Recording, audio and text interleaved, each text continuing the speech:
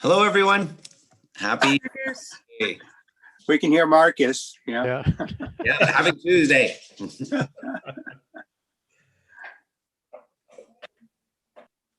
I want to know who's still got a perfect bracket. Ooh. Oh, yeah, me for sure. Everyone predicted all those upsets everywhere. I knew you had Oral Roberts Perfect. in the Sweet 16. I've got a perfect bracket if you think Gonzaga is going to win, because I'm all Gonzaga all the way in. So Go Zags. Yeah. Oh, well, I get to ride all my friends in the from Big Ten schools, you know. Although I had to tell my Michigan friend that you know, it was nice that his school bailed out the Big Ten for at least a brief period of time before they hit the skids. But it was, you know. It's a great time to, you know, just kind of kid around and have fun with people, you know. Yeah, Big Ten's 1 of 9 in the Sweet 16. Pac-12 was 4 of 5, so that's pretty impressive. Yeah. who doesn't love the Pac-12's performance this year in the NCAA tournament? Everyone was like, the Pac-12 is not doing so great. Here we are, whooping it up. I'll wait for football season. Here we are, 6 o'clock. Oh, there he is, LSU. There's the LSU guy. Oh yeah, that LSU game. Hey, Kelly, are we live yet? You know what, Mayor? Let me just bring Gary in. He just popped up. We are live on YouTube. Let me just make sure I've got everybody. Troy, is that you? Troy Stevens? Yes. Okay, just wanted to make sure. Yeah, I've got to wear one of my Loyola New Orleans T-shirts one of these nights for Sean. So yeah. Okay, Mayor, I'm ready when you are. Okay, let's go ahead and get started then. This is going to be a Lake Stevens City Council regular meeting, and it is Tuesday, March 23rd, 2021, and it's 6 p.m. This meeting is being held via Zoom, and with that, I'll call the meeting to order and ask everyone to rise and say the Pledge of Allegiance. I pledge allegiance to the flag of the United States of America, And to the and to the republic for which it stands, one nation, one nation, under God, indivisible, indivisible, with liberty and justice for all.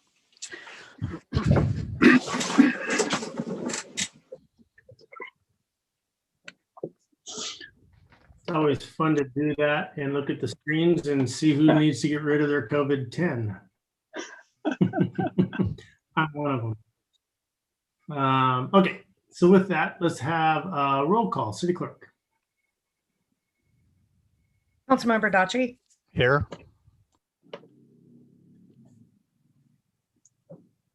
Councilmember Daughtry, Here. okay.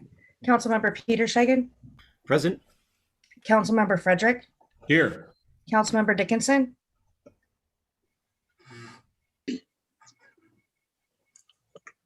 She looks to be here. Yeah, she's here, but she's not got audio. She went like that, so I think that's Okay. here. Okay. Councilmember Jorstad? Here. Councilmember Ewing Present. and Councilmember Tadgett. Here.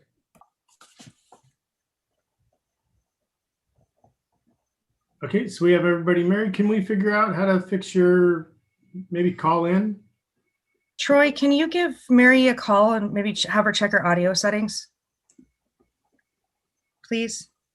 Yeah, is she saying she's having problems? She wants me to reach out to her? Yeah, she's unmuted, but we still can't hear her, and I'm wondering if she needs to set her the right speaker. She's got a head shaking Right. yet. She could use some help. Okay. All right. Gotcha. Troy. All right, we'll work through those issues. With that, Council President Daughtry, can we get an approval of the agenda? Are there any things on the agenda that the council wishes to remove, change, or otherwise note? I'll move to approve the Move that agenda. we accept the agenda as submitted. I'll second the motion. Okay, are there any comments on the motion? Seeing none, I'll vote, call for a vote. All in favor, say aye. I, Aye. Mary is voting yes. I think that was a unanimous. Mr. Mayor, you have a agenda for tonight. Excellent. I appreciate it, President. With that, we'll move into citizens' comments, and we will hold citizens' comments tonight. This is an opportunity for citizens to let the council know what they're thinking. How we do citizens' comments in the Zoom world is we look for a hand raised, or I think in this one we have to just go with hands raised, and we'll bring you into the group when you're acknowledged. And then you'll have 3 minutes. I'll run a timer for you. When you hear the timer go off, you have 10 seconds, and we would ask you to wrap it up so that we get in timely tonight. So with that, I'll open the floor to citizens' comments, and I see Mike M. Just a couple seconds to bring him over. Okay. And those are citizens' comments. If you could state your name and address in the beginning, that would be appreciated. All right, am I on screen? Yes, Mike. Mike, Okay, go ahead. great. Yeah, my name is Mike Matchok. I live at 12102 7th Place Southeast, and that's in the Lake Stevens UGA. I have lived in Redora Heights neighborhood inside the Lake Stevens UGA for over 30 years. I was locked out of the Zoom meeting on March 9th and unable to state my opinions. I want to thank Mayor Gailey for his efforts to improve the tenor and operating environment of the City Council. I am in favor of the Southeast area annexation, and I want to express my support for Ordinance 1112, which would allow the mayor and city to proceed with the annexation of the Redora Heights area. I want to thank the council for their work in organizing this annexation and helping create one community around the lake. Thank you. Thank you, Mike. And I have a hand raised for 109372. Bring them over.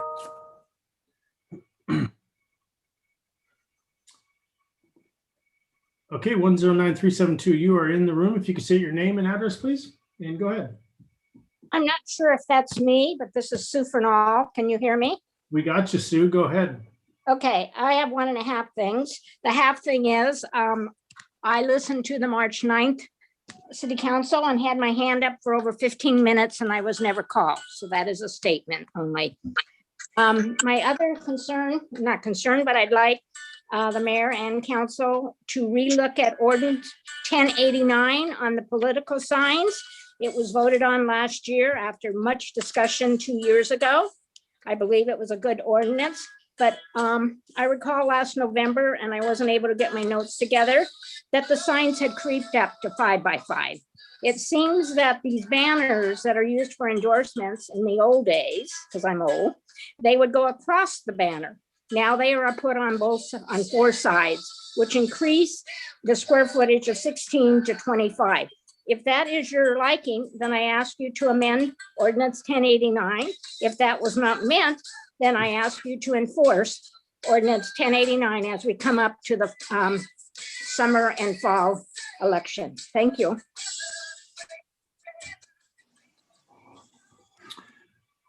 All right, Sue, I appreciate your comments and your music. Good stuff. So with that, let's have Sally Jo Sebring.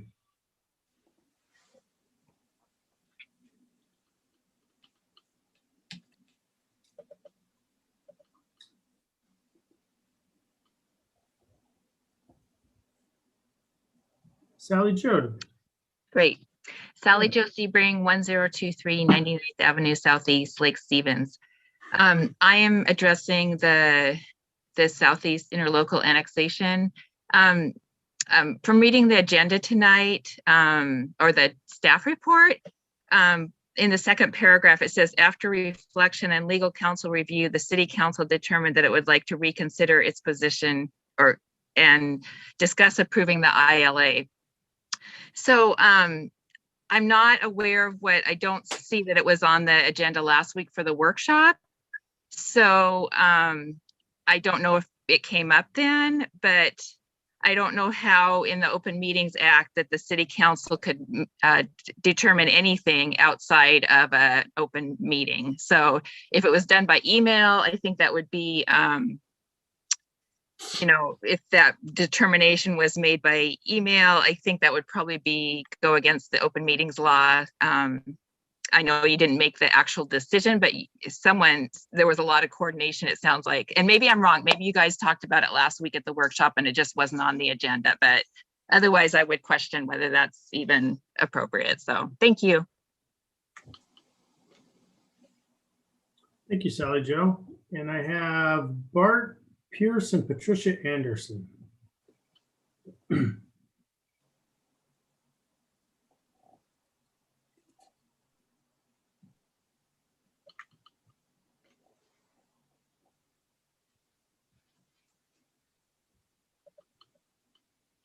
Hello, sorry about that. I had a problem with the mute button.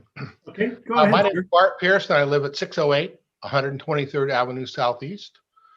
Again, my name is Bart Pierce and along with my wife, Patricia Anderson, we'd like to thank the City Council for giving us the opportunity to be heard on the matter of the ILA being discussed tonight. We also appreciate the responses to our many inquiries. A bit of background, my wife's dad was raised in Lake Stevens and later became Lake Stevens Citizen of the Year in 1982. My wife became a part of the Lake Stevens community when she was 6 months old in 1958. In 2003, we moved into the home that was originally owned by her parents. We both have a strong sense of community with Lake Stevens. Both Patricia and I have retired from the Boeing Company in the past 2 years. And now that it's just the two of us, we're finding the need to downsize.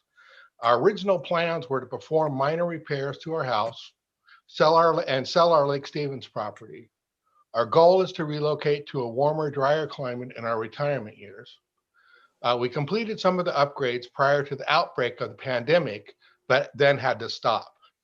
Later in 2020, we were advised our property was in the proposed southeast interlocal annexation area. The annexation area may result in a better price for our property, but we are putting our future on hold until the annexation is confirmed. Patricia and I support the ILA, what it might mean to us and to Lake Stevens. Thanks again for your time. Thank you, Mr. Pierce. Do we have any other people, any other citizens with comments? Please raise your hand if so. I have Tony M. Tony M.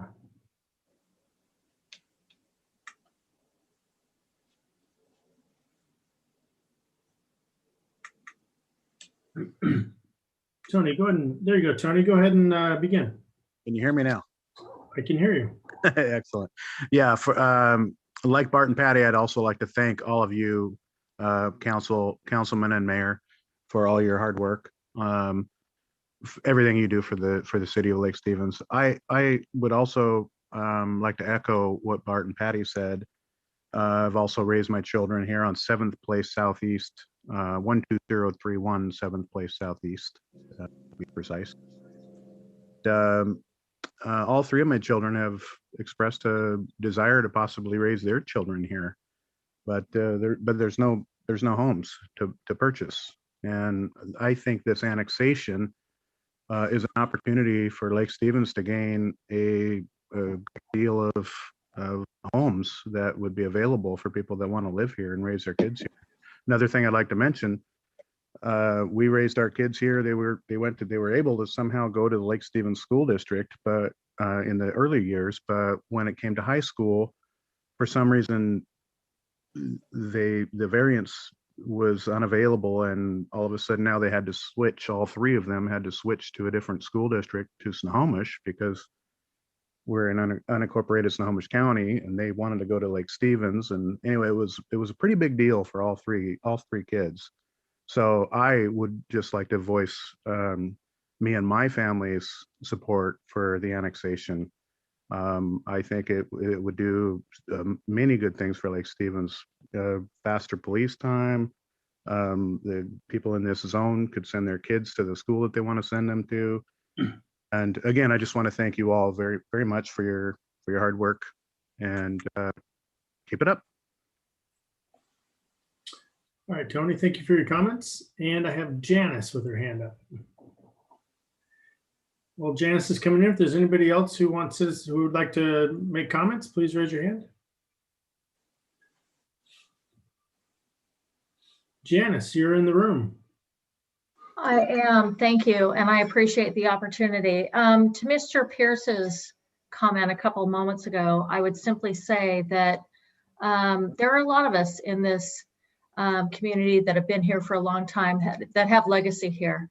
There are some of us that are wanting to leave, and then there are some of us that are wanting to stay. I would simply ask that the council honor their commitment to a motion that was made back on March 9th, and that we go to a fair and equitable vote in August. I think that's the right thing to do for the entire community. To be a community around the lake, I think that everybody needs to weigh in, and weigh in for the right reasons. For those of us leaving, leave. But for those of us staying, please honor our request to do this in the right way.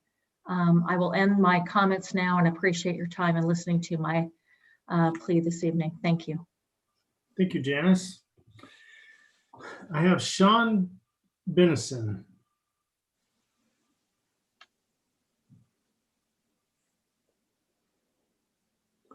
Sean, go ahead. Mute.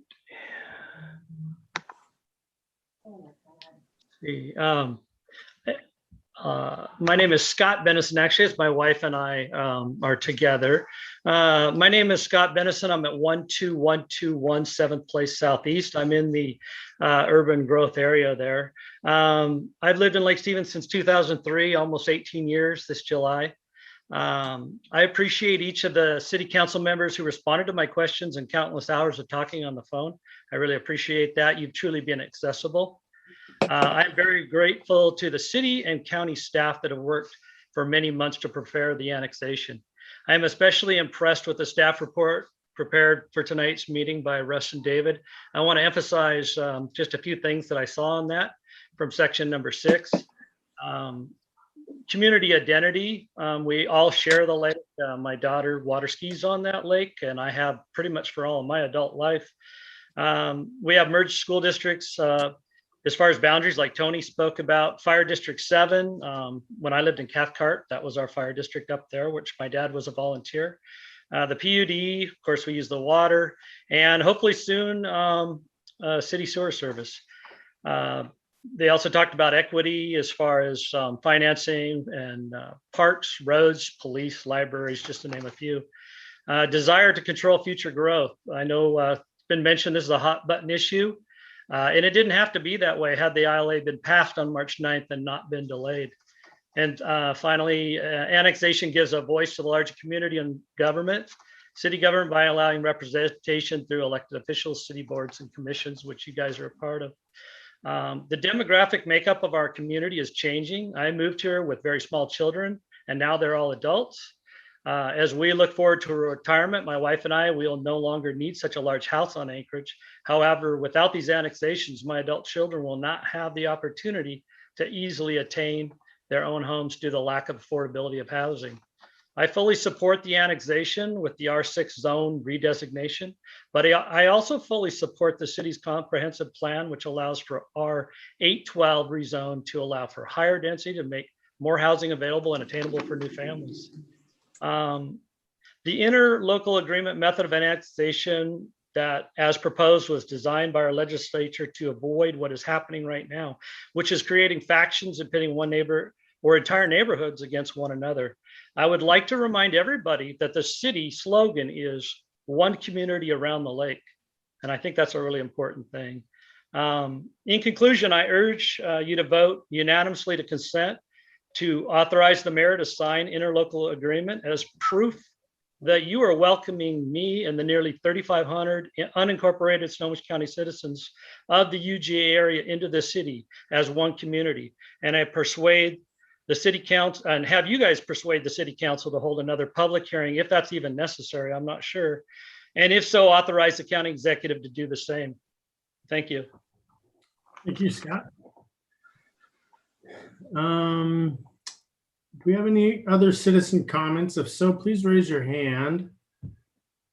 I have Vicky Hollingsworth. Vicky.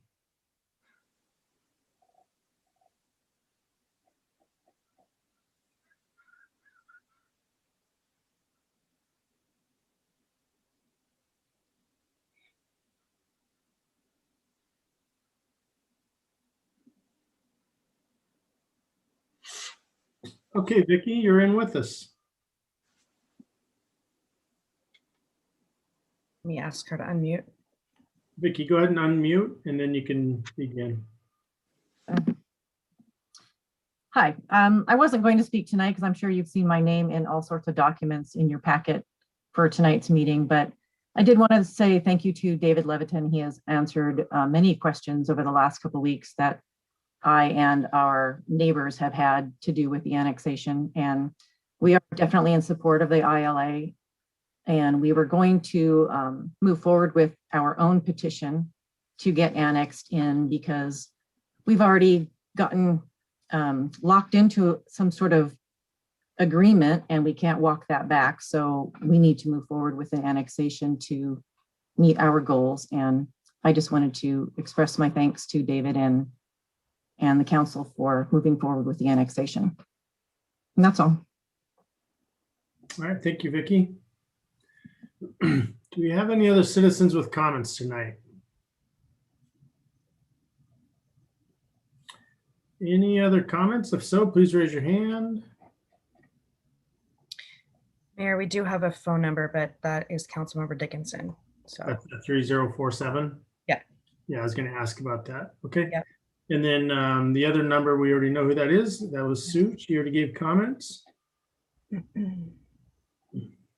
Oh, we have one more phone number that just popped up.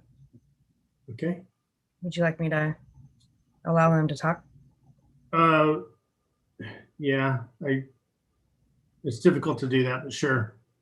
1373. If your phone ends in 1373, we're going to bring you in and see if you want to do citizens comments. That's actually my phone. I'm having internet problems on my Zoom, so that's my phone. Okay. Okay, thanks, Barb. We'd love to hear from Barb, just not right now. Okay. All right, so with that, I'll go ahead and close citizens' comments. Appreciate everyone's comments to the council. And with that, let's move to council business. Council President Daughtry.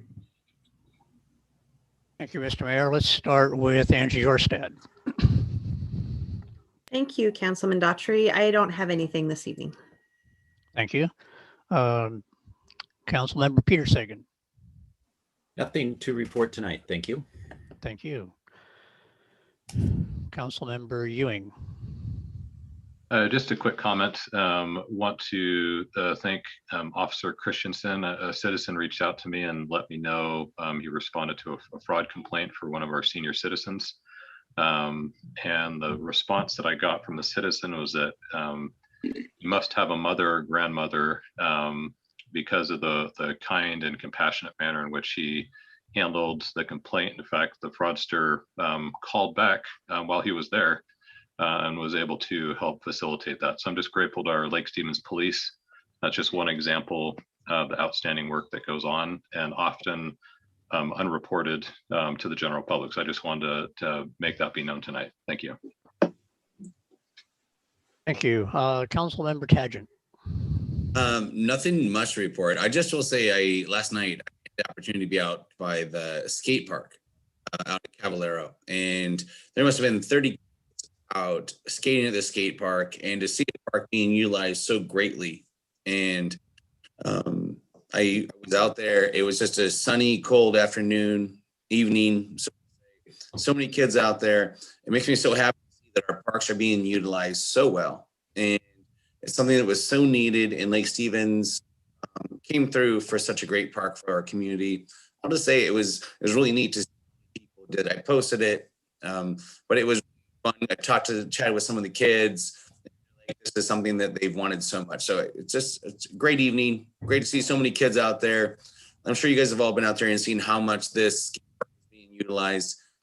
I think this is such a great community. So I'll just say that just a beat. So great things. So thank you. Thank you. Councilmember Frederick. I have nothing this evening. Okay, thank you. And Kelly, how do we bring Mary into this? So Mary, that's a good, let me allow her to talk. She can, if she hits a *6, that'll mute and unmute her phone. Councilmember Dickinson, if you would unmute your phone with *6.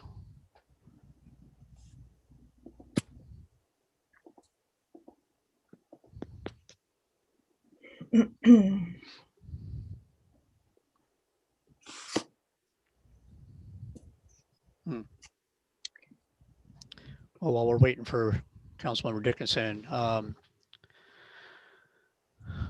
we are, I've been involved with community transit now for about 12 years, almost 12 years. And we had lost one of the first people we lost one of the first people due to COVID a year ago this week. And there'll be a memorial for him on Thursday. Unfortunately, I will be unable to attend that, but the vice chair of community transit will take my place there. It just kind of brings home what I think everybody feels during the past year plus during COVID. So other than that, I really don't have anything to say. Marcus, I also have enjoyed talking to some of the kids down there at the skate park, including a 10-year-old girl that decided she was going to try the big bowl. And I have never seen anything so amazing in my life. I mean, I didn't even want to get down to the edge of that dang thing, and she's going over that thing with a skateboard. So it was pretty impressive. So it's really great to see everybody using the parks and stuff. North Cove Park is being used almost every day. It's great. Going back to Councilmember Dickinson, have you been able to unmute your phone? Yeah, unfortunately on my end, I don't know there's much more I can do. She needs to do the *9 on her end if she can hear me. *9 or *6? Oh, I'm sorry, Troy, was it star? It's *6 to mute. I'm unmute. sorry, *6. *9 is the raise hand. I've been trying to commute with her on Teams, but she's not responding, so I don't know what's going on. I don't know if she needs to reboot or something. I don't know. Councilmember Daughtry, I will say it's more than just the big bowl. There's so much more to it than that. And you're right. I watched several kids go through it, but it's much more than that. It's grinding. The park was meant for so much more, and the kids are using it full. I saw 30 kids, and I sat there for about half an hour, and it was really neat to see so many kids out there. There was 30 plus kids using it on a sunny evening. Once again, I took a picture, put it on Facebook. It was kind of fun to see that park being utilized so well. And trust me, there's no way I would ever get in that big bowl, get on a skateboard and go into any part of that park. But it's so good to see the kids doing it. It was really cool. So yeah, it's pretty cool. Yeah. All right. Well, we haven't gotten a hold of Councilmember Dickinson, so I guess Mr. Mayor will move on. I don't believe Councilmember Peter Sagan had a chance to check in. Oh, that's my fault. Sorry, Gary. Councilmember Peter Sagan. No, I did. Oh, and yeah, I you did. do not Yeah. have a report tonight. So thanks, Angie. Though. All right, thanks. Well, thanks for backing me up, Angie. Anytime. Mr. Mayor. All right. You guys kind of stole my thunder on this. I was just going to talk about, it's great to see some great weather out there, and especially folks down in the North Cove Park. It's always exciting to renovate a park like that and then be able to see just the increased use on it. And we'll be seeing the North Cove Phase 2 portion opened up here. I think Eric said about in a week or so. So that will expand capacity on there and add some more amenities. It'll be great. And I know from Gene that we don't have any department reports. So with that, let's move into our guest business. And we have the great opportunity to have Bob Stowe from Stowe Development and Strategies with us tonight to give the council an update on the Civic Center and where we're at on it. Bob, you are up. Great, thank you, Mayor, and good evening. I want to thank everyone for allowing me time on your agenda for this update. I have many fond memories as a former resident and former employee of the city, and delighted to be working with all of you. Kelly, I have some other presenters that are going to be joining me this evening. Can you move them from one list to the presenter list? And that would be Claire Rennick. Okay, done. And if you could advance the next slide, please, or start the slide presentation. Okay, so just Claire at this point? Yes, that's correct. Okay. Let me. So what Kelly's doing that, and I'm going to introduce the team in just a moment, but, and I know you have the presentation included in your packet, but nonetheless wanted to confirm with all of you the agenda for tonight, and that'll be on the second slide, Kelly, our city clerk. Yes, I will. Hold on just a second here.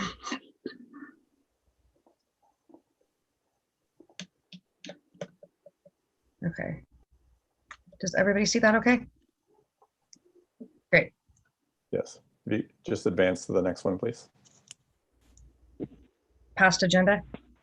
Yes. Okay, sorry, I'm a little slow here. Okay. No worries. So I just wanted to confirm with all of you before we start. We wanted to do this evening was really review our scope, our schedule, our progress to date, with a focus on the results from the community survey and the city space needs, and then talk about some shared space opportunities that exist with the library to reduce costs and make the most of any future building space. We're also going to be at a very high level touch on the various delivery approaches that we've examined in detail to reduce costs and provide you with our latest cost projections, and finish up with the next steps that our team will be taking with you. Our team is made up of these four teams that you see on the visual now, plus a number of other sub-consultants that are not included. Tonight we have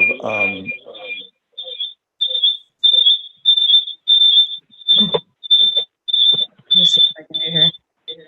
That's coming from Mary's phone. Okay, let me. Oh, she's off now. Okay. Tonight we have reps from Miller Hall and also Main Street Property Group. And a little later on this evening, Miller Hall will be presenting some information to you. Next slide.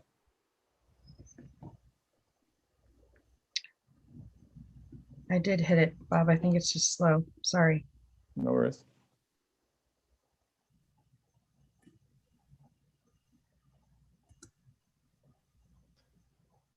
But when the visual pops up, what you'll see is I think our work can be best described and illustrated on the slide deck.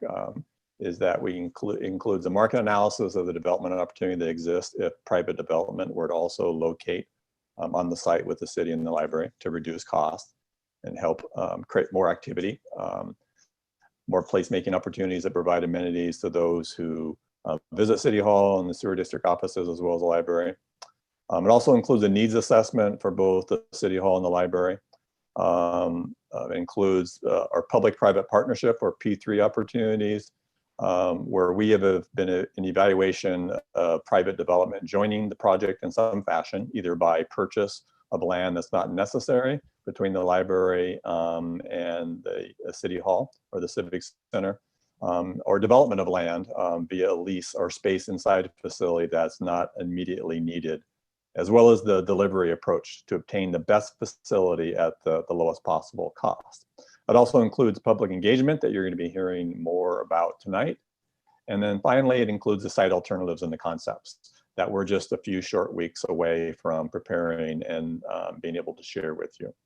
Next slide, Kelly.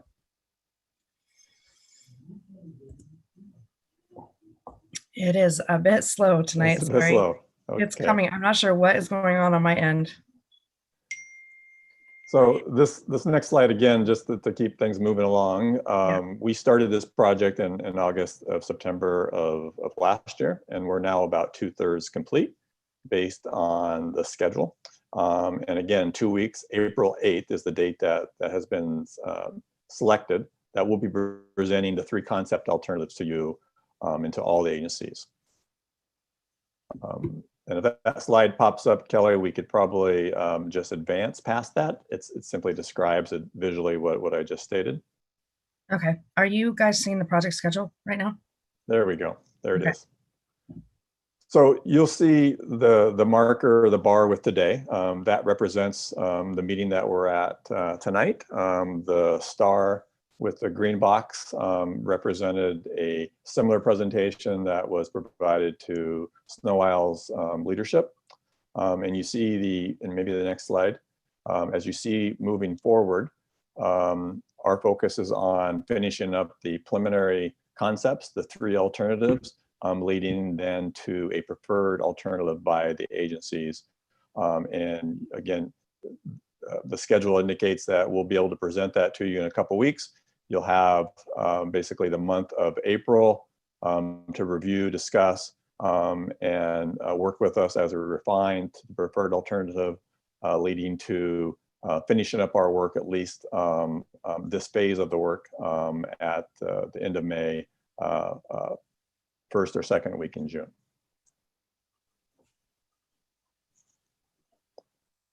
Kelly, if you can advance to the community engagement. Okay. Maybe take it out of, if you can, out of presentation mode. I don't know if that'll help facilitate, and then select on the slide sorter. Okay. I'm seeing community engagement. Are you seeing that? Not yet. We just have a very slow internet. Let me just. I was seeing it. Oh, you were seeing it? Okay.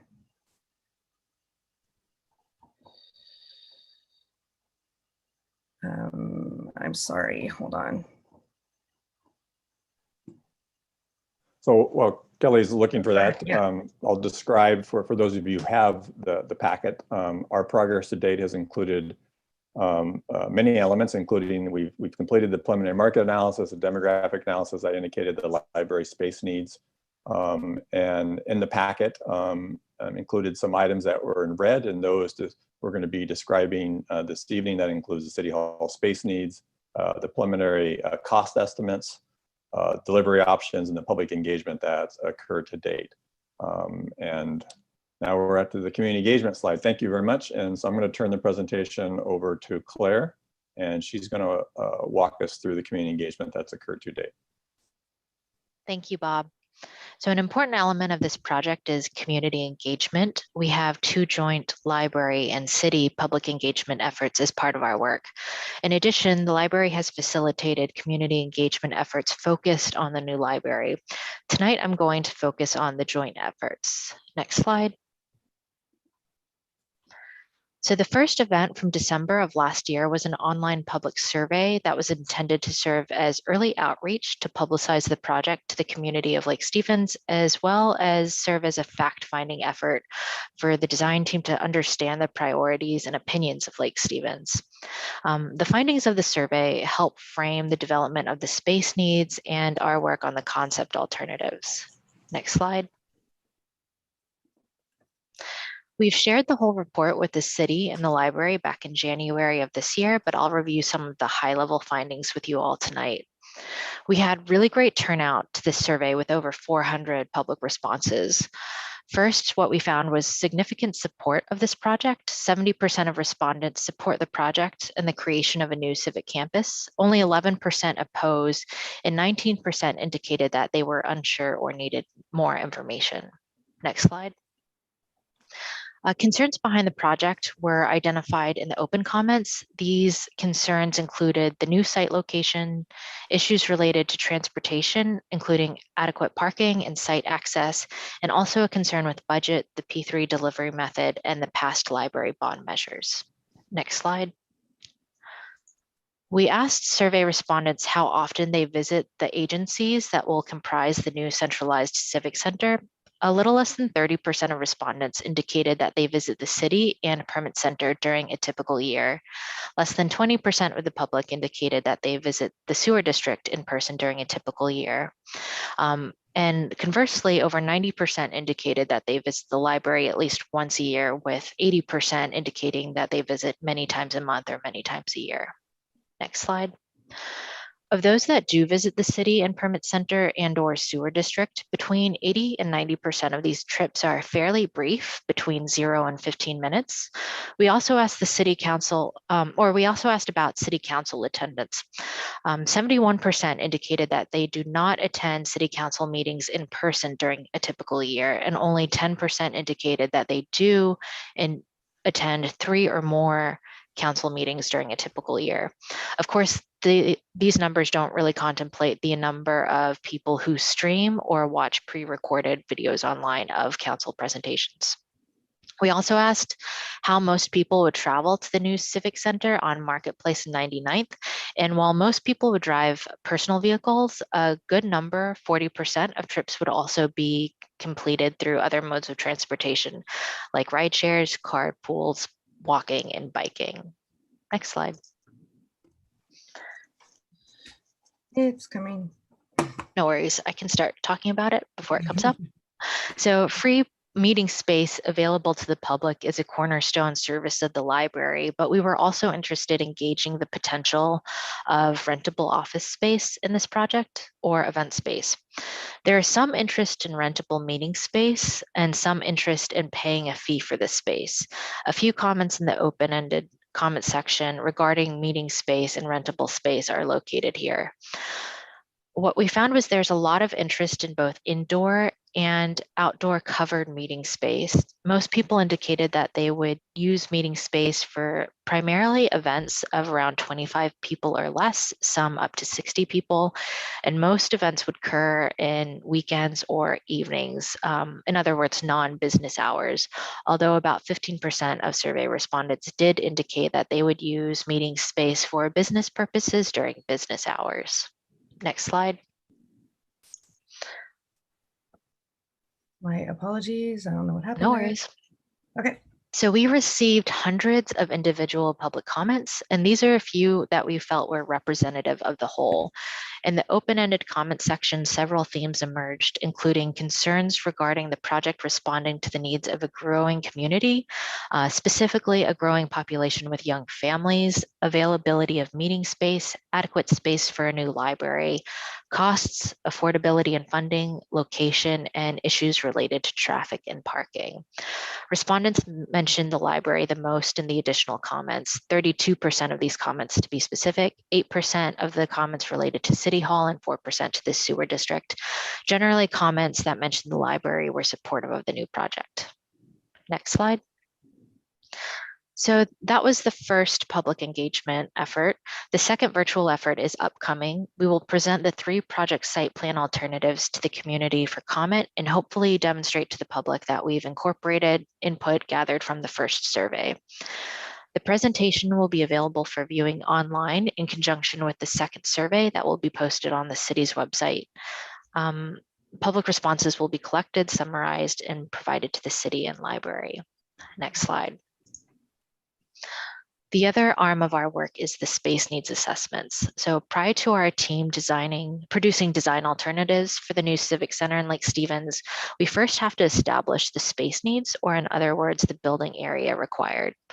We produced a new space needs assessment for the library and are updating the existing space needs assessment for the city, originally completed by makers in 2018.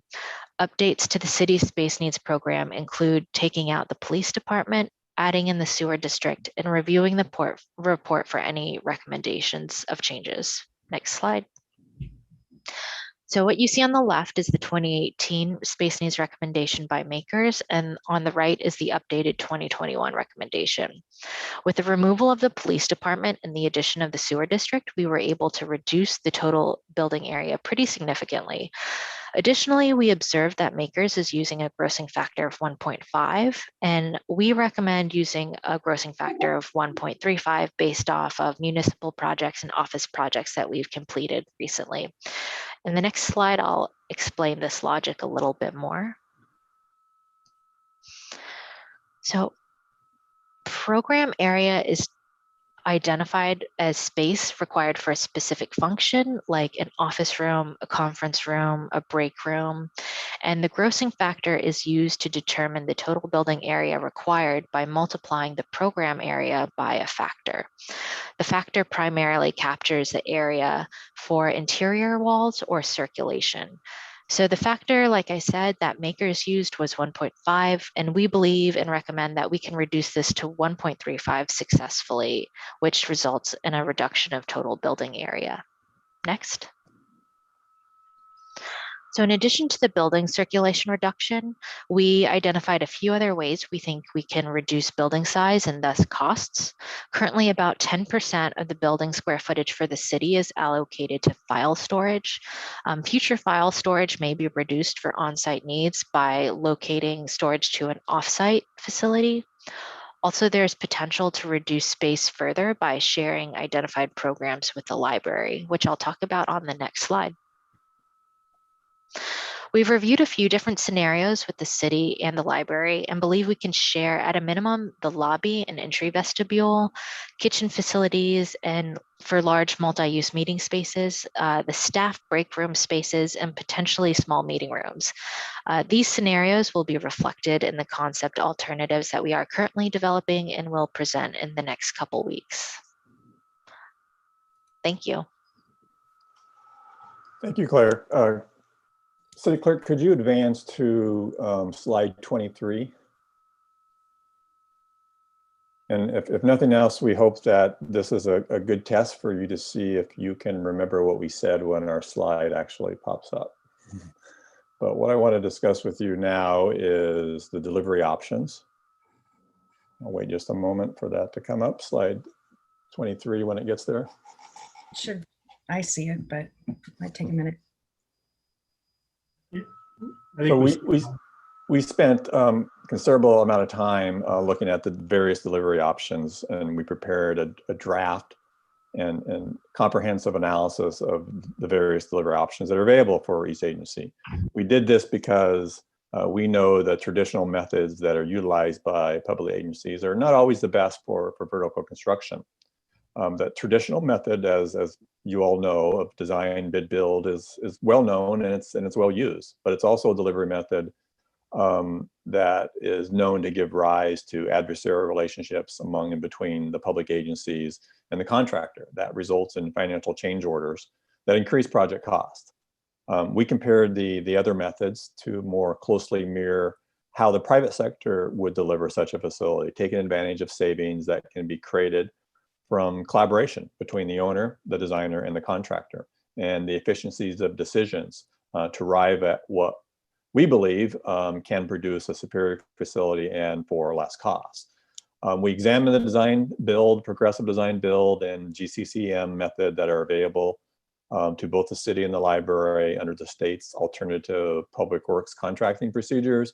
We examined the state's leaseback provisions and the state's leaseback provisions in combination with the delivery and financing approach offered by a 6320 delivery approach, which is named after the IRS ruling 6320, 20th ruling in 1963, that allows a nonprofit to issue tax-exempt debt on behalf of a local government so long as those proceeds are used to construct capital facilities for governmental use.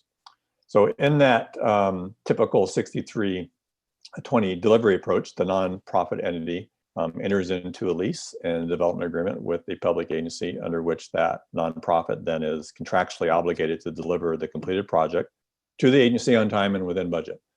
The nonprofit accomplishes this by contracting with the developer and the design build team, who similarly is obligated to deliver the project to the nonprofit on time and within budget.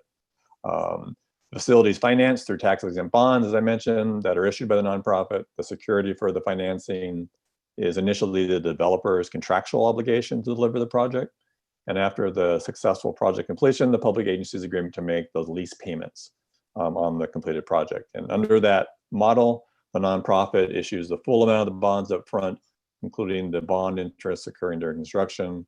And when the bonds are paid off, the building must be conveyed to the public agency, no strings attached. The public agency is not responsible for any lease payments or construction costs until the project is completed and the facility is ready for occupancy. And so we studied all those, and we think, and we again spent a lot of time looking at what the best delivery approach might be. Can you advance to the next slide, please? This slide will illustrate sort of that delivery approach that I just mentioned in the 6320. Not that that's the only delivery method or the one that is going to be selected, but it's one that probably deserves the most attention because of its uniqueness and maybe complexity. And so this visual, when it does pop up, follows kind of our current phase, which can be called the conceptual design that we're in now. It leads to a development team entering into a pre-development agreement with a public agency in order to take the project through schematic design and enough design development so that you can get to a guaranteed maximum price, so that the contractor can deliver a guaranteed maximum price to you. And that's usually at 50 to 75% of design development. The agency then decides if that price is acceptable, and if so, it enters into a second agreement. It's called the development agreement that creates the construction documents and then completes the construction. And the group that we, both the city and the library that we've been working with, have come to the conclusion that we need to revisit all of the delivery options that I just described at the conclusion of the concept design, and then in order to better pick the best option that can achieve the goals of each of the entities. 6320s are far more complex than traditional methods, and I know the council has the draft report, so I won't spend any more time on that approach, but I did want to give it just a little more attention. And City Clerk, if you could advance to, should be slide 24. I show 25 is the cost. 25 is the cost, yes. Okay. Let me know when it should be up. I see it. So I'm not seeing that. Okay. Still lagging behind for me, but we started this project developing what we believe the cost estimates would be under the traditional design bid method. And that's where we develop a cost of $750 a square foot. Through our work with evaluation of the various methods, we came up with a second cost estimate, a revised cost estimate, reducing the cost down for both the library and the city to $643 per square foot. We now believe through some refinement of our costs that number is closer to the $600 per square foot. So all very good news in terms of cost reductions, but it does require a delivery approach in order to receive that roughly 20% cost reduction from the traditional method of design bid build to what might be described as a private development approach of $600 a square foot. And we're going to be further refining those cost estimates as we complete the preliminary concept scenarios that you'll see in just a few weeks. We've used the city space needs square footages for a city hall of almost 19,000 square feet, and that doesn't include any shared spaces or any reductions in space, and then therefore cost associated with any joint space or shared space with the library. But you can see under traditional design bid build, that size of facility would run just over $14 million with hard and soft costs. It gets further reduced with our initial analysis of a P3 delivery approach of just over 12 million, and gets even further reduced where we think we more likely land just over 11 million for a project. And again, we're still refining all of those cost estimates, and you'll see new estimates applied to the actual scenarios. And each of our scenarios has as Claire was describing, has a different shared space assumption included within it. Next slide, please. We know through our discussions with both the city and the library that both agencies will likely need a public vote in order to support the majority of the costs associated with the capital expense of a city hall. Next slide. And that ideally, in order to allow for an effective public information program and campaign to provide factual information to voters, that election's probably not going to occur any earlier than August or February of 2022. Next slide.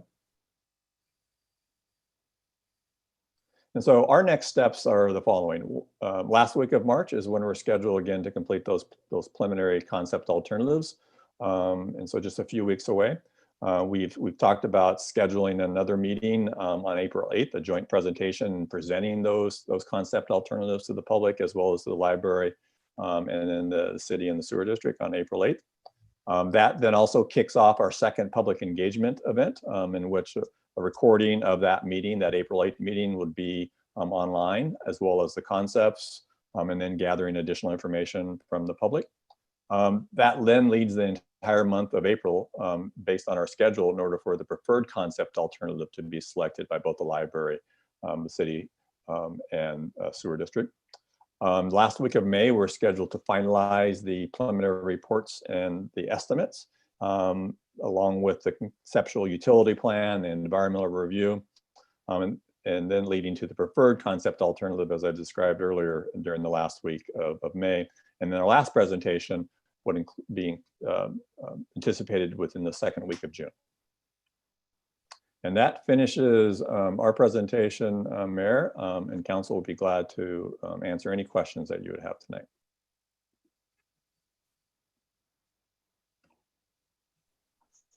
Thank you, Bob. Council, what are your questions?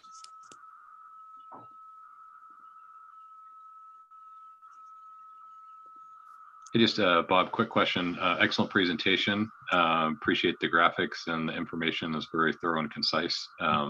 So what are included in the soft costs? When you mentioned the hard and the soft costs, can you just give us a brief overview on what's covered in that? Everything except FF&E. I have to go back and look at our chart, but generally it's FF&E, any bond financing costs. We do include anticipated mitigation and building permit fees, of course, all the design fees. So anything would be excluded at this point would be FF&E and some legal costs or bond costs associated with the financing.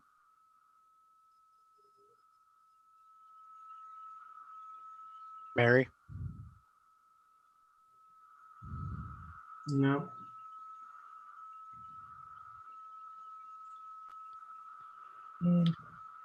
What other questions do we have for Bob? Bob must have done a great job here. I know you guys have questions. Mary, if I could just let Councilmember Dickinson know, or she's still with us? Yeah, Mary, she's if you can hear me, if you have a question, you can email it to me or text it to me and I can let the mayor know if you do. Mr. Mayor, I do have a question on the public involvement. It was referenced, I think there was around 400 people responded. Is that in addition to the 2 events that the library held, or is that inclusive of that? I'm going to ask Clara, could you respond to that question, please? Yeah, sure. So that is in addition to the 2 events that the library held. The public involvement or public engagement survey 1 on its own had over 400, and each of the library's 2 events had between 30 and 50 people show up to a community town hall style virtual meeting over 2 different events in February. Thank you. Hey, Claire, how does that compare to other projects? Is that a good response level? Is that? That's a fantastic response level. Those are much higher. Just to put it in perspective, in our office, we currently have a community center going into Green Lake, and those public engagement events draw about 200 responses. So this was really huge. So I think that type of involvement is really fantastic. Well, we are a fantastic city. So. Mary, I just wanted to go back to a previous response that I provided in terms of what's included in the soft cost. And so what's not included in those numbers that I have shown you, sales tax is excluded, as well as any FF&E costs, as those are, it could be different. We have an industry standard in terms of what we can apply for both a office building, library. They're sometimes a little bit different in terms of the FF&E cost, but it also doesn't include any design or construction contingencies, depending upon when the project is built. And so these are on today's dollars, and so that would be something that we would need to add. But conversely, we also haven't done any value engineering on any of this yet. And so you're going to see much more refined numbers when you look at the individual concepts of what the dollar associated is, or what the price is associated with those various scenarios, as well as some not only shared space opportunities that could reduce costs. We're also going to be presenting some value engineering indicators that could also further reduce costs. So although it doesn't include the contingencies and the sales tax and FF&E, conversely, it also doesn't include some of those savings too that we think are possible.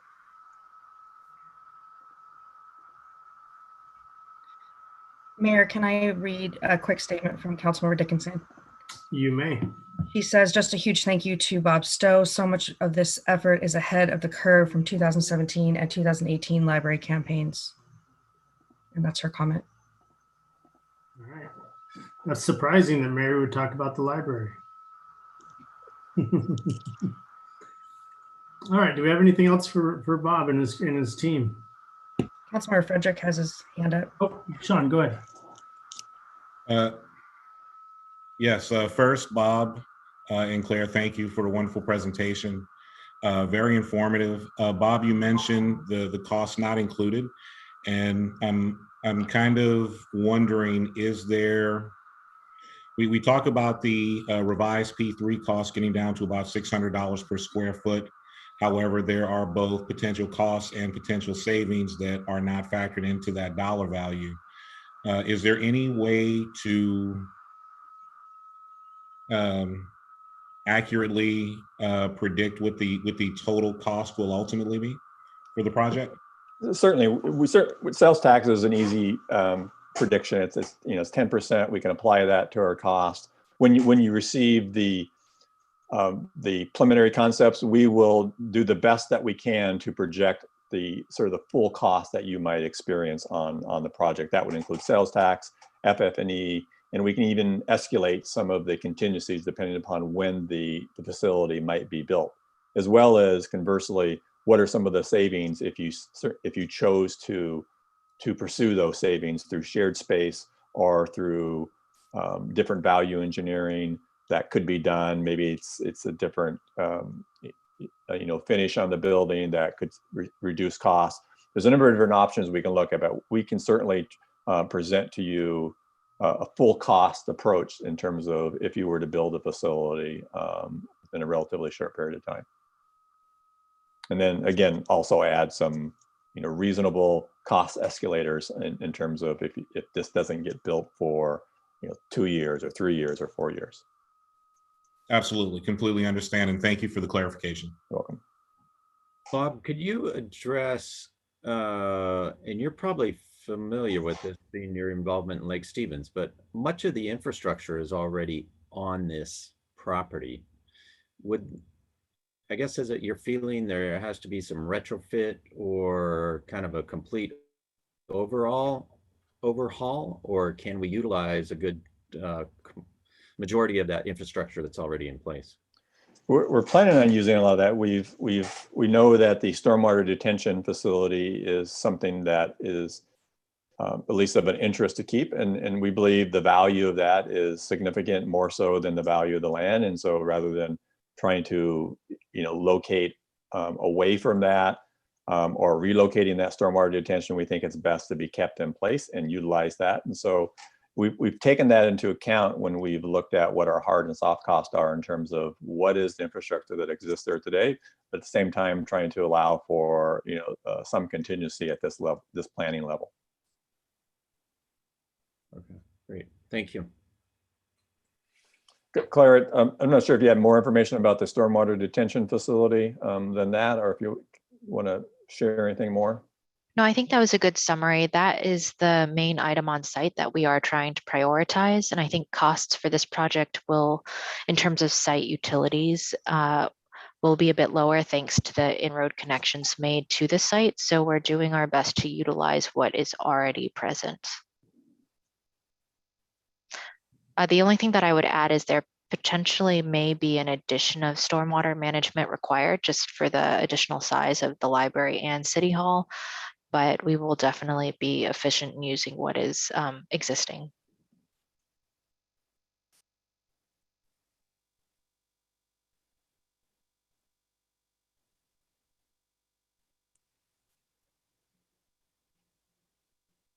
All right, anything else for Bob or Claire? Thank you, Bob, and thank you, Claire. I appreciate it. Yeah. You're very welcome. Great, thank you. Yeah, thank you for coming tonight, Bob and Claire. Great presentation. We'll look forward to continue this work. Good stuff. Definitely will. Okay, with that, let's move to the next agenda item, which is the consent agenda. Can I get a motion to pass the consent agenda? I'll move to approve the consent agenda as submitted. I'll second. Okay, I have a motion and a second to pass the consent agenda. Do we have any discussion? I would like to just discuss one thing that's on here, and that's just recognizing the donation from the Arts and Parks Foundation for previous Mayor Spencer's reflection area. That's already going in, and what a great opportunity for him to remember Terry, who gave so much to our community, and I'm especially proud of this this donation and the ability to put this in such a great area of the park. So It's really beautiful for our community, just saying. Absolutely. So with that, I'll call for a vote. All those in favor? Aye. Any opposed? Okay, motion passes. So we will move into a public hearing on ordinance 1114 Callow Green right-of-way vacation. And this is going to be run by Melissa. Thank you, Mayor. Good evening, members of the council and the public. Before you tonight is a request by the developer to vacate a small area, roughly 551 square feet along Callow Road. If the area is vacated, it will be incorporated into the development, and in return, a larger area of right-of-way, roughly 3,739 square feet, will be dedicated to Callow Road. For your consideration, a draft ordinance Melissa, is attached to the staff report as attachment 1. The applicant provided a survey showing the area to be vacated and dedicated. Sorry? Go ahead. Oh, can you hear me okay? Yeah, I think I had some lag. I don't know if everyone else did, but go ahead. I'm great. Okay. It's me, not you. Okay, I will just talk about the survey and the information provided. So the applicant provided a survey with showing the area to be vacated and dedicated, and also provided legal descriptions. This is attachment 2 in your report. They also provided a value assessment using Snohomish County assessed values, estimated to be about $2.22 per square foot. This is attachment 3. The survey and the legals were reviewed by the city's on-call engineering consultant, who had some review comments. Most of those comments have been addressed to date. There's a few that remain. Those are conditioned to be addressed prior to recording. The Public Works Department has determined the right-of-way is not needed for future public use. They've also reviewed the survey and valuation and found the valuation to be fair and accurate. A right-of-way vacation does require a public meeting and a public hearing. The public meeting was held last Tuesday, March 16th. City staff, including myself and Grace Kane and Jenny Fenrich, attended, as well as 5 citizens. This was held on Zoom. There were concerns that we heard from the public regarding whether the city needs that area for right-of-way in the future, whether sidewalks would be constructed in that location, and whether a crosswalk would be provided across Callow Road for future residents to access Oak Park and Oak Road. Frontage improvements will be constructed, including curb, gutter, and sidewalk, a planter strip, and on-street parking with the development. A pedestrian crossing condition of approval is being recommended by staff to the hearing examiner as part of the land use permits. Public hearing later this week. There are 5 decision criteria in the municipal code for deciding a right-of-way vacation. And those are addressed in the staff report, and staff has found that the proposal meets those criteria to approve a right-of-way vacation. So ultimately, we recommend that council hold a public hearing on the matter, then approve the proposed right-of-way vacation via ordinance 1114, subject to the conditions of approval. And I'm happy to answer any questions you might have. We also have a representative for the applicant here with 2020 engineering tonight, and also our public works staff, both Eric Durbos and Grace Kane, if some questions come up that they might be better addressed. So thank you. Okay, council, is there any questions for staff on this?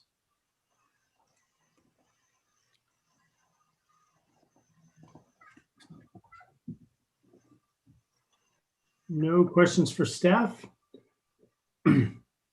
Okay, so with that, we'll move into, I'll open the floor for public comments. We'll take public comments on just this subject, which is ordinance 1114 Callow Green right-of-way vacation. Is there anyone who has public comments just for this portion? If so, go ahead and raise your hand.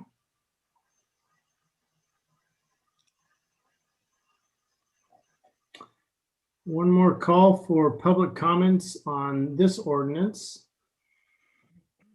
If so, please raise your hand. City Clerk, are you seeing any hands? I am not, Mayor. All right, nor do I. So with that, we'll go ahead and close public comments portions of the hearing. Staff, is there further comments at this point? I don't have anything further. Expected a few questions, don't have any. That's okay. Thank you, that. Appreciate it. So Melissa, I do have a question. So will there be a crosswalk over to Oak Park? There will be some sort of crossing, yes. Though we have to come to a determination of what that would be, what's going to be safest. I know Grace is thinking about it already, whether that's going to be with lights or, it's a mid-block crossing, basically across a busy road. And so we have to think about the best way to handle that. I know there will be some discussion with the applicant about what would be the safest. And so that'll be part of the construction plan review and ultimately a condition of approval of the land use permits to talk about that during construction plan to figure it out. Yeah, I agree. That's especially coming off of 92 right there, people wouldn't necessarily think to slow down in that area. So I think that'd be a prudent measure to make sure people can safely cross that road and not only play in the park, but go see their friends across the street. So. Agreed. And actually, it was a comment that was brought up at the public meeting. So it was great that we had some input to address that. That was, great public input on it. So, yeah. Thank you. So Melissa, when you mention a mid-block crossing, or you imagine something similar, I'm thinking of Lundin Parkway and Norm's Market. On the middle Lundin Parkway there's a blinking light thing and little flags. Is that something that would be under consideration or something similar to that?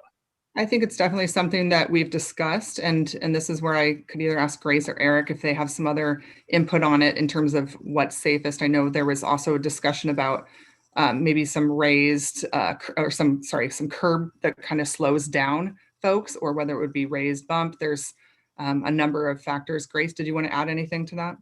Yeah, I want to take this opportunity to repeat what I told at the public meeting, just as the latest data that we have, because it is a mid-block. Normally mid-block, it's not recommended just because people aren't expected, especially in Callow, there is a tendency to go about speed limit there. And so that's why I know the need is there, and not having a mid-block there doesn't seem to make sense because of the crossing with sidewalk from one side and the park with the other. So we're definitely looking at that. Normally we don't encourage mid-block crossing. The other thing that we think about, a lot of people obviously request from the public meeting, is to have striped sidewalk. And other explanations I have is that the magic paint line doesn't necessarily protect the pedestrian. People obviously gonna cross regardless, but if there is a white line there, it gives a false impression that it is safe to cross there. And so a lot of kids just keep their eyes on the phone without really looking. But if you don't have the white lines, the kids tends to pay a little bit more attention and look on both sides. Having the white lines there, the car is gonna, whether there's people or not, they're gonna stop or not stop, whether they're going to look on their phone or not look at their phone. So just on the safety standpoint, people tends to look more. They tend to not have the feeling of being convenient. So that's one of the things we have to keep in mind when we evaluate the intersection. But I am asking the applicant to look at a couple traffic calming measures such as bulb outs. Also, data has shown that speed bump doesn't really work really well. So we are also looking at maybe RFFB, like you said, the blinking yellow sign, any latest technology that the data show could reduce pedestrian accident, we will try to implement in that site. So those are the things that we're evaluating.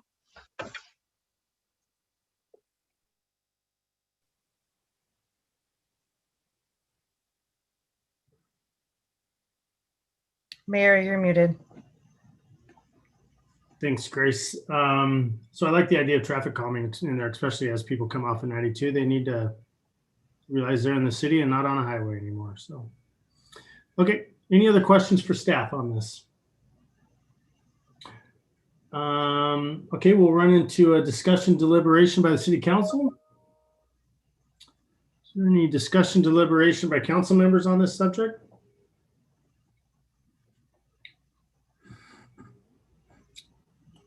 I am seeing none, hearing none. So I'll go ahead and close the public hearing, and at this time open up the floor for council action on this ordinance. Mr. Mayor, I would move to approve ordinance number 1114, the right-of-way dedication on Keller Road. Second. All right, I have a motion to approve ordinance 1114, Callow Green right-of-way vacation, and I have a second. With that, is there any discussion on the motion? Hearing no discussion, all those in favor? Aye. Aye. And I have a thumbs up from Councilmember Dickinson on that. And do we have any any nays? All right, motion passes. Thank you very much for your work on this, staff. Let's move to ordinance action items. Ordinance 1112, interlocal agreement annexing the southeast interlocal annexation area. And I just wanted to preface this by saying that I know that we visited this a couple weeks ago. Since then and immediately afterwards, we received several comments from citizens on technical difficulties, on their ability to speak at that joint public hearing, and as well as several emails in response to the actions taken of the city council at that time. So, and then additionally, we've also received one, and I believe we're going to receive a second 60% petition for areas within that area that those folks thought that the annexation, that they want to be annexed into the city. So with that, the council is revisiting this subject tonight, and I will hand this off to David.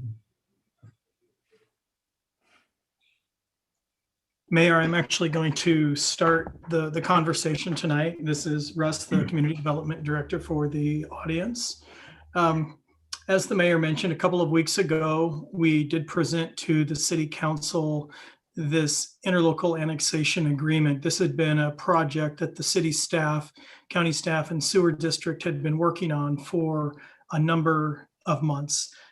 As we moved through the public hearing and had the discussion, there were several questions that were left hanging in the air. You know, one of those being why this form of annexation. And so in the report we've prepared for the council, we really did want to help articulate some of those thoughts, you know, that we've heard from administration, heard from the community. Some of the testimony tonight brought those up.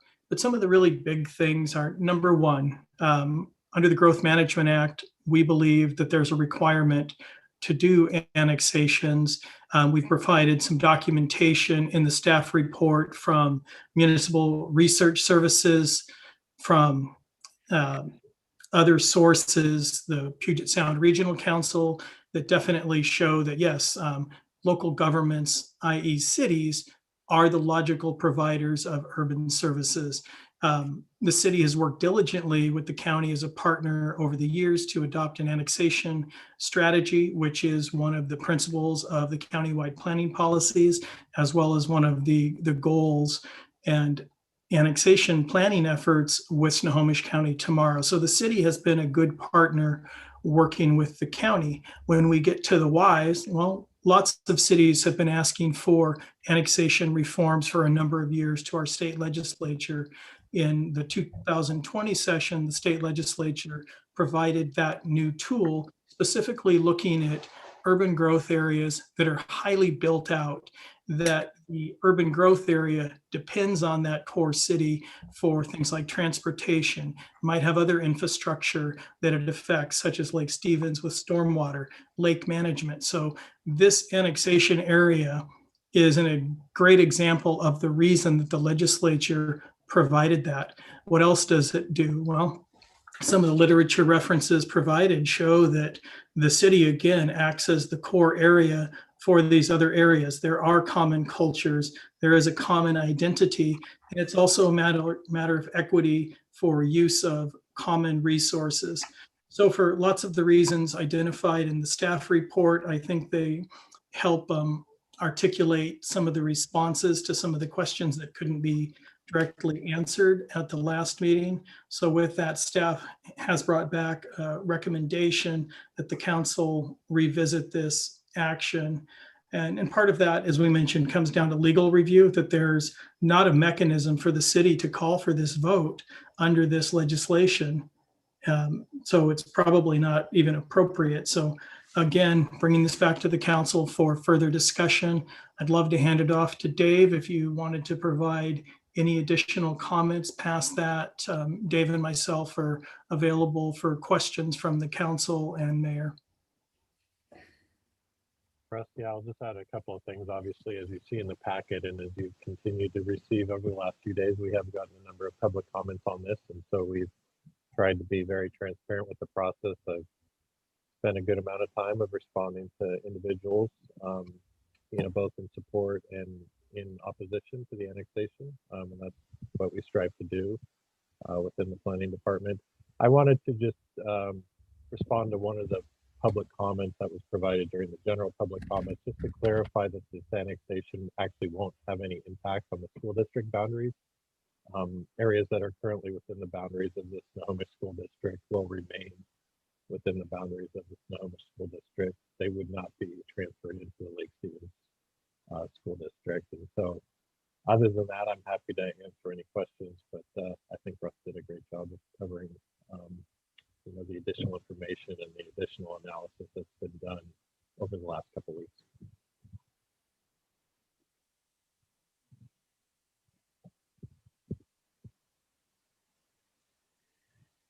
Mr. Mayor, are you looking for dialogue from the council at this point?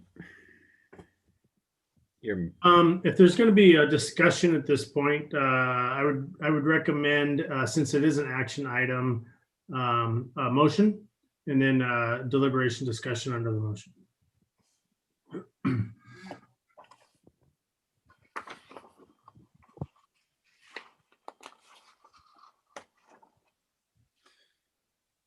Well, for the sake of discussion, since you framed it that way, I will make a motion to adopt ordinance number 1112, which authorizes the mayor to sign an interlocal agreement between the city, Snohomish County, and Lake Stevens Sewer District, annexing properties and right-of-way within the southeast interlocal annexation area with an effective date of May 28, 2021. Second. A motion. Do I have a second? Was that Councilmember Frederick? Yes. Okay, I have a motion and a second. So I will open the floor for discussion on the motion. I was really glad to hear everyone chatting tonight about this and to hear the other side of this, because last couple of weeks ago, we heard everyone from the other side. But I think there's two sides to every story. And I'm glad that we had an opportunity to hear the other side. It's been really, really helpful. And I've heard a lot of outpour this last couple of weeks from other people saying, hey, we really want to be annexed. So that's it's good to hear. I would say last meeting, we've got to do what's best for Lake Stevens, and we've always been committed to one community around the lake, and there's an opportunity to do that. So I'm all for it. And I think bringing this all into Lake Stevens and helping these people who, you know, are asking all the time for better streets, better services and everything. This is our chance to help them do that. So, and sometimes they don't feel like they're represented. Now they'll be represented by us, and they can bring people forward to help us represent in this upcoming election. So I'm excited for that. So just saying. Councilmember Dickinson, can we hear you yet? Okay, do you have a text or something going to Kelly? Okay, perfect. Any other discussion from other council members? Mayor, let me just pull up my email. She did send me an email. Okay. If I can read that. So first and always, thank you to our staff for their hard work with this presentation. And yes, they've gone beyond state mandates regarding this plan. Absolutely. I recognize that annexations will always be fraught with unhappy residents who don't want to be annexed. I'm rethinking my support of this. However, while the state legislature makes it possible for us to approve this ILA, I still believe we should leave it to the county council to determine first with an advisory vote. Let the people have the say. And that's from Councilmember Dickinson. Okay, thank you, Councilmember Dickinson. I will kind of piggyback on Marcus's comments a little bit. In light of hearing, rather disappointed, I guess, hearing that a number of people weren't able to be heard, attempted to be heard on our Zoom call on March 9th. And for whatever reason, technical difficulties or whatever, they simply weren't able to get in. So I would hope maybe in the future we could explore some other avenue to make these things a little more viable, or that would happen a little more efficiently. The other couple of things I guess I'm adding to my decision-making process is the city's inability to actually call for this vote. We don't have, as talking with the city attorney, we don't have an avenue to really facilitate this process. So it falls into the county's court to facilitate. And then I guess thirdly is the sewer district's obligation to not oppose the annexation. It was a little disheartening to hear the president of the sewer district commissioners express his concerns for this when contractually they're obligated not to oppose this annexation. So I appreciate Commissioner Koshy's comments that they would do so, or they were obligated to support this annexation, but I haven't, as of yet, seen any action from the sewer district to actually recognize that. I'm assuming they'll do so in the near future, but just in reviewing notes and various documents and so forth, I think that's kind of a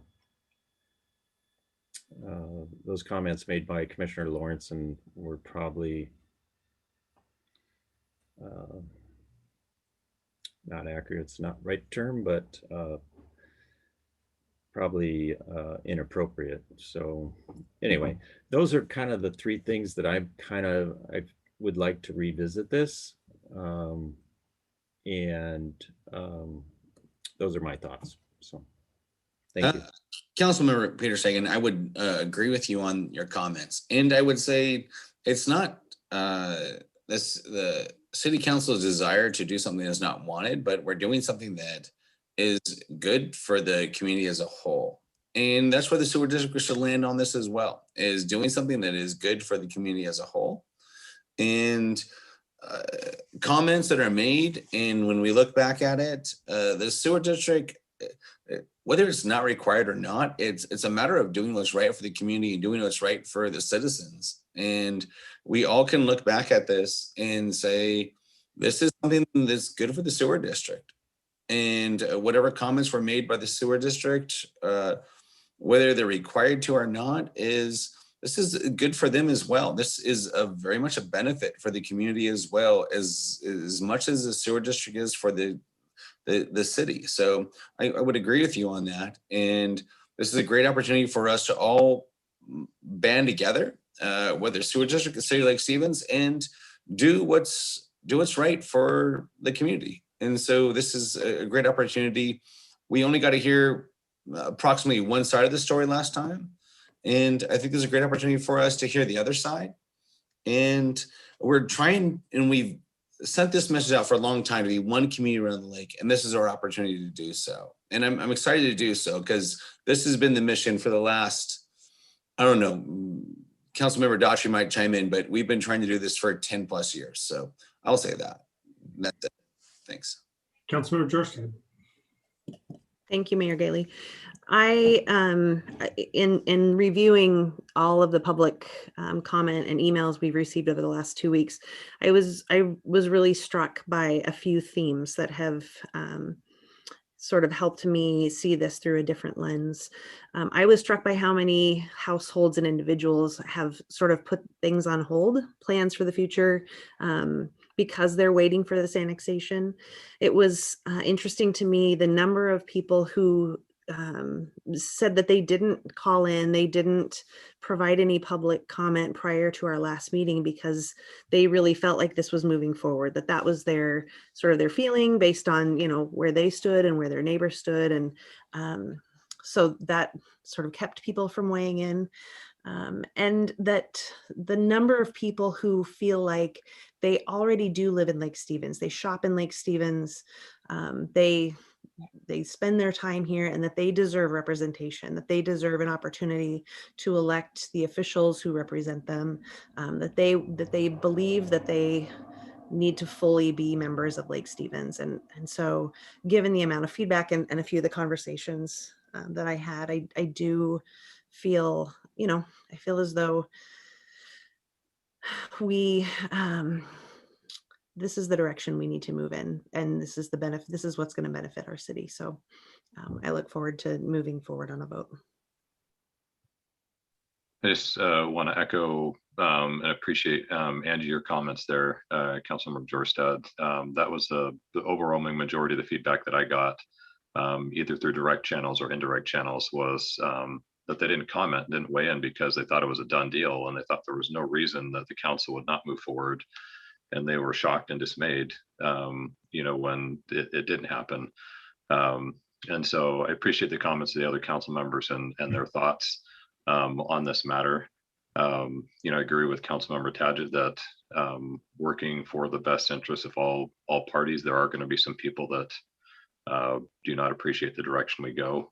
But I appreciate the feedback from the community members and from the city staff. They've done an outstanding job of answering questions, both for the citizens and for me. So thank you. I would echo those comments. We have been trying to do this for quite a while. The annexations, and Marcus and I came on board the council when we had a major annexation on the same vote, same voting time, and we brought 10,000 people into the city at that time, same time we came into the council. So annexations have been on our mind for a long time. We are obligated to annex our UGA. We need to get the UGA annexed before we can move forward with anything else that we want to do. For instance, going into the Ruta, if that's going to be possible. I know there's something going on in Olympia right now that might block that, but we'll see how that turns out in the legislature. The legislature is the one that gives us the tools to do these things. They also are the ones that basically have mandated that we do it. Even though it doesn't say specifically in the GMA, it's something that is inherent in the GMA. And I think Russ said it really, really well about how Snohomish County tomorrow and the county and everybody else is moving forward with annexations the way we're supposed to. So I feel good about doing what we need to do for the citizens of the area, and that includes the UGAs. So I'm ready to move forward with this.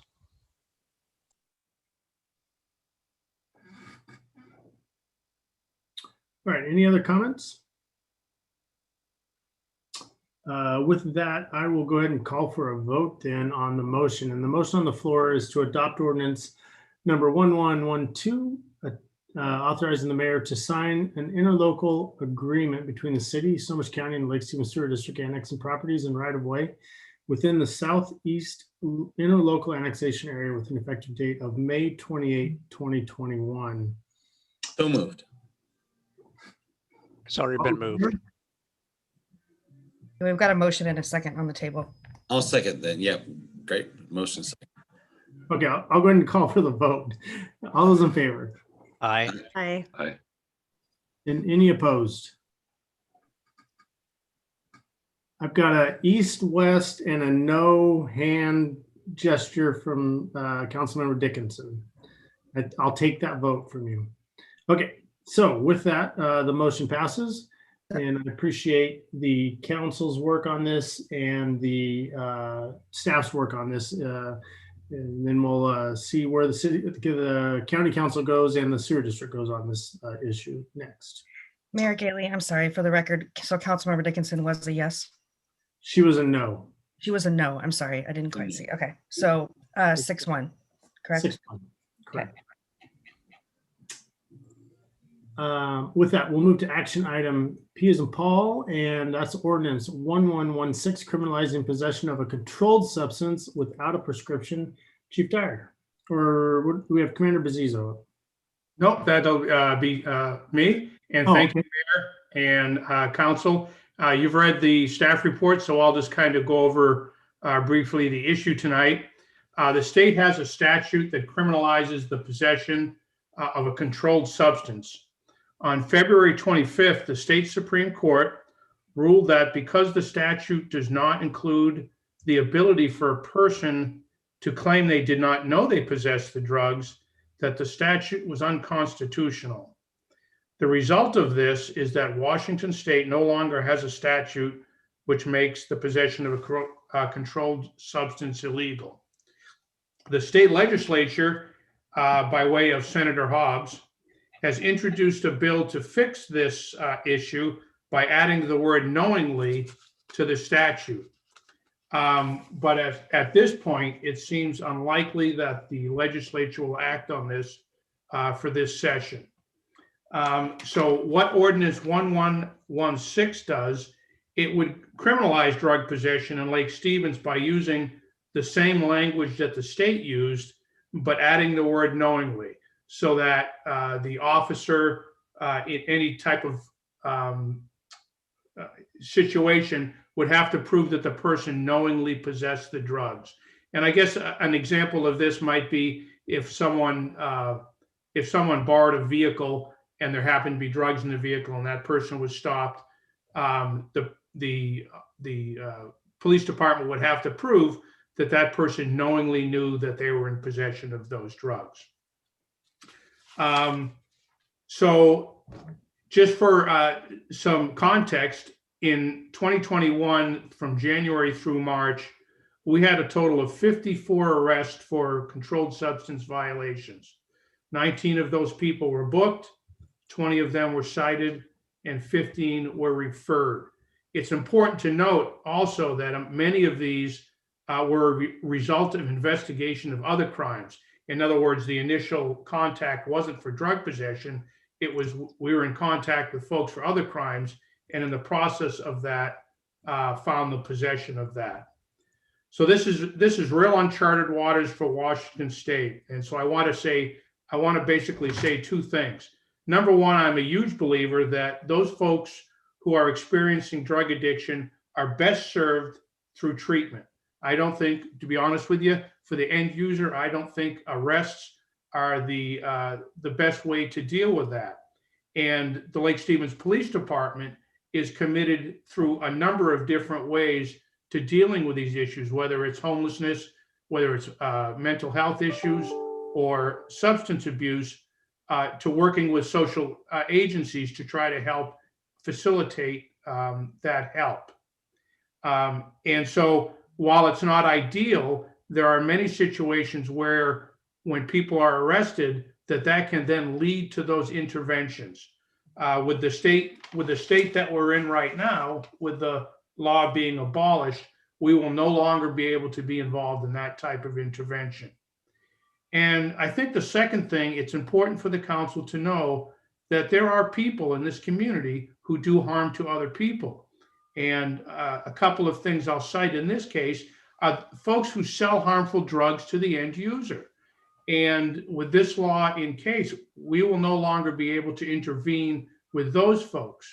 And secondly, with folks that are committing crimes to support this addiction. And again, with abolishment of this law, we will no longer be able to intervene in those folks as well.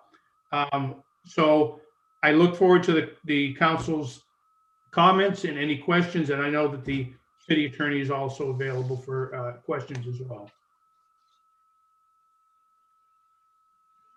So Chief, just to be clear, one of the statements you just made was you wouldn't be able to intervene with people doing property crimes because you wouldn't be able to prove that it was due to having illicit drugs on them. I believe that you actually didn't mean it that way. I think you meant, okay. I just wanted to clarify that. Yeah, you are. I mean, if we're doing property crimes, you're doing the property crimes, but but you would not be able to do anything about the possession of drugs if they decided they didn't realize they had them. Correct. But I will point out there are a lot of times that we contact folks for a lot of different situations. It's very rare that we would contact someone specifically for possession of a controlled substance. Almost all the times that we end up making arrests for possession, it's in conjunction with investigation of other crimes. Okay, so the real crux of this matter is that we're really trying to get people to get help, and we're not going to be able to do that based on the way the law is now or been revoked. Is that what you're saying? That is correct. We are functionally out of the business of any type of enforcement of any type of drug activity. Thank you. I would like to speak to this issue through a little bit of a different lens, but I wonder if it makes more sense to do that after during the discussion period. Yeah, is there any additional questions for the chief? I have a question, and Chief, maybe you're the right person for the question, maybe not. Maybe I need to do a little bit more digging on my own. Do you know any of the context behind the decision to revoke the pre-existing law? The reasoning from the Supreme Court, and I think maybe the city attorney might be better able to answer this with the right terms. Greg, you're on mute.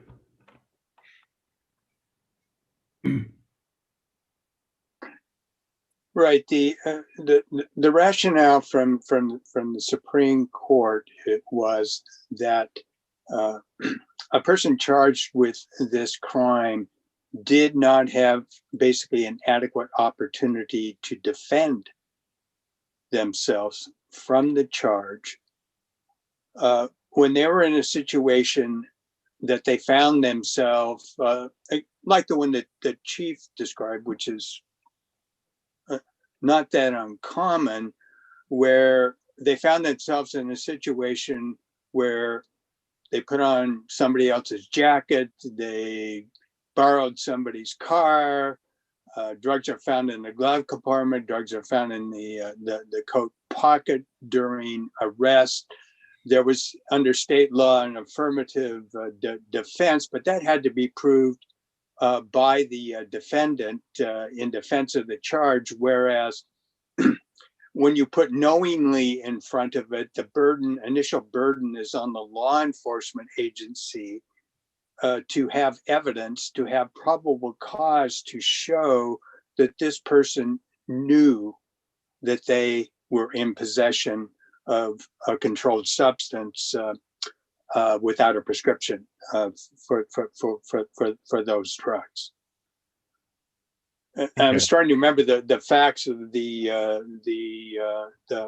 particular case of Mr. Drake in that case, and they escape me at the moment. But the essence was, his concern was, why do I have to go to the expense and the burden of trying to prove that I didn't know that I had them? Shouldn't it be on the law enforcement agency to have evidence sufficient to show probable cause that I did know?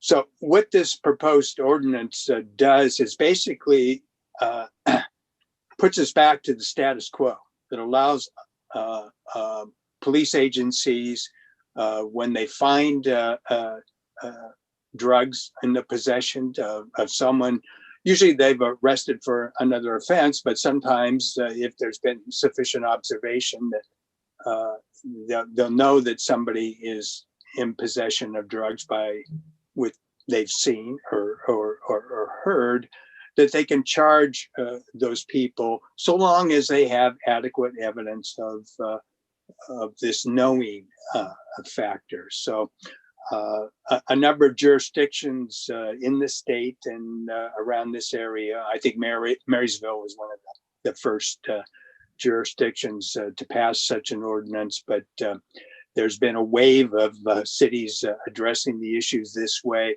saying, okay, if the state doesn't have this offense for us to use, we'll adopt a local misdemeanor ordinance to give law enforcement back the ability to charge these folks, or to give them the alternative of drug treatment or some other alternative avenue to try to help them with the problem that we don't have now with the state Supreme Court decision.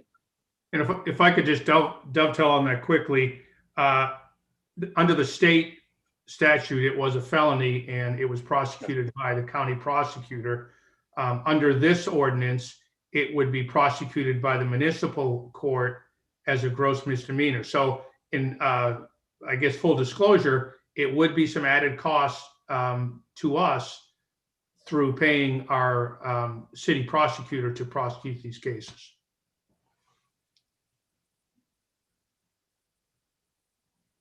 Thank you both for the clarification. I really appreciate it.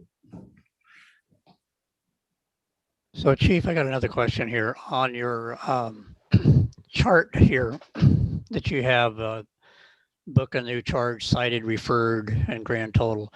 I take it the referred means that it got referred to the court? To the prosecutor. To the prosecutor. Make the decision to charge. Do we have any data that shows how many of those were actually prosecuted? I don't have that right now, but I can work on getting that. I just don't have it right now. Okay, thank you. I have a follow-up question to Councilmember Daughtry's question. How many of those cases were misdemeanor versus felony? And then the second question is, how many of those were referred to treatment, like you mentioned, like drug court, alternative to incarceration? It'd be some information that I'd like to have as well. All of these would have been prosecuted under the state statute, so it would have been felony cases. As far as how many of them went through drug treatment as a result of this, again, that information would have to go through all of the cases, so that would take a lot of research to. I mean, I can do that, but I just don't have it at this time. But maybe if you even maybe not just isolate our cases here, but maybe if the prosecutor has data for Snohomish County, I mean, that'd be helpful. I mean, since I don't think they treat Lake Stevens any differently than they would treat Everett or Marysville or Briar, so just so we get that information, it'd be helpful to see how much gets referred to drug court.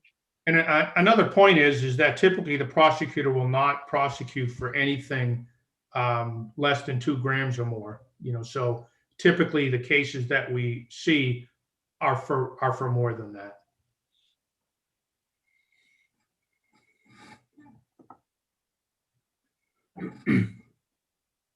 Okay, do we have any other questions for staff on this?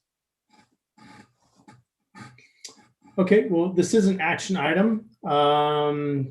Is there a motion out there?